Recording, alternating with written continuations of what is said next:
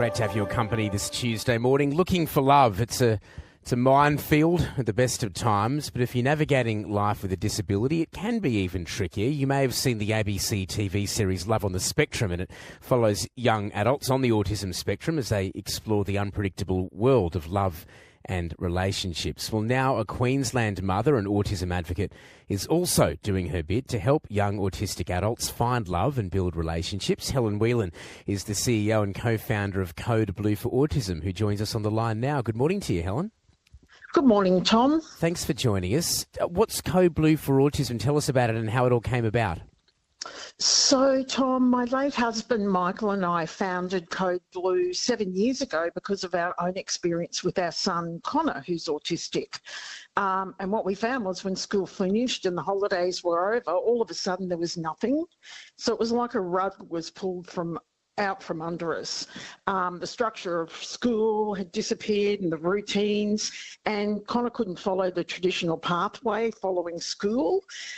He needed skills, he wanted friends, he needed to build capacity. So after years of bullying and having no friends, Michael and I researched social skills, and so there was nothing. And we designed and developed Chill as a result.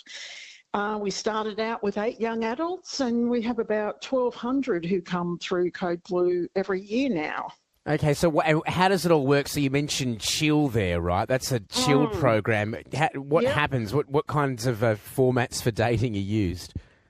So the sort of formats we use are role-playing, we use lots of creative play, and we also use peer mentors who are highly skilled in this whole area, who are our social role models for our young adults on the spectrum, because basically parents are redundant at this stage of our young adults' lives. They want to know what their peers are doing and how to do it, and that's what Chill is all about. I hope you don't feel too redundant, but how does it how does it all work? So do they all physically come together, or is this online? It's all a physical event, is it? So they all come face to face. Online is fine, but it doesn't work like face-to-face. We have groups of 12 young adults on the spectrum plus mentors, and it's all about coming together in sessions and uncovering what a Chill skill might be. It could be assessing interest. Is someone interested in me? And as a group, they follow through that Chill skill, do lots of role plays, pretty much like a dress rehearsal for life for each skill. And look, I said looking for love in the introduction, but that sort of suggested some kind of sexual relationship or something. But this is all about, I mean, it's about finding friends as well, isn't it? Like just companionship. Yeah, it's absolutely, because, recent NDIS data suggests that 68% of our autistic adults report having no friends except their family or paid staff. And that's pretty damning evidence that our young adults on the spectrum want friendship, and like any young adult, autistic or not, they want love, they want relationships, and they want to have a sexual, healthy experience. So do you mind me asking, Helen, tell us about your son and how this has helped him? So Connor's 28. Chill has been life-changing for him. He's grown in self-confidence. He's developed a lot of self-insight. His issue was being a conversation hog. He always scrapped his agenda, never listened to anyone else. He now understands all the rules of conversations, of taking pauses, of being bored with what other people say, but that's how life works. And he's got good social stamina now. And he even gets when he feels overwhelmed socially. And he's found his tribe at Chill. He works part-time now, and only 2 weeks ago he went on his very first date. How'd it go? He went well. Yeah. He went well. He wouldn't let me look at the clothes he'd chosen. He bought flowers, and he followed all the rules, basically. Where do they go? What do they do?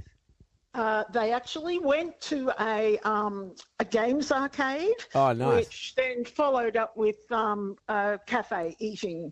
Fantastic. Yeah, so I'm they glad had great times. I'm glad it went well. So these events are ongoing, right? I'm just wondering, parents, for example, listening, how they can take part. How do they find out more?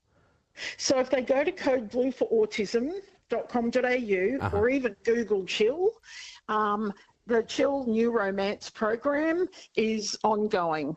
Every term, there's a new intake of young adults on the spectrum, but if they go there and click on programs, they will see the Chill program and Chill Neuromance. Can I just ask before I let you go, Helen, how important are shows like Love on the Spectrum, in terms of what they've done to elevate stories about people on the autism spectrum and how they navigate relationships and dating? I feel like before a show like that, there were a lot of unknowns about all this. Absolutely. I agree, Tom. And the whole thing about Love on the Spectrum it was the first show after Employability, thanks to the ABC, that everyone started to get to understand autism, and they started to go, wow, okay, there's a whole population of these fantastic young adults out there that I didn't even know about.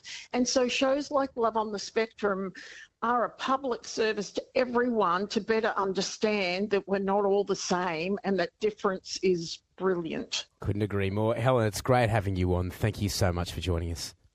Thanks, Tom. Good on you. Helen Whelan, there's CEO and co-founder of Code Blue for Autism. As Helen just told us, you can search for Code Blue for Autism or the Chill program more online to find out more about those programs happening every term.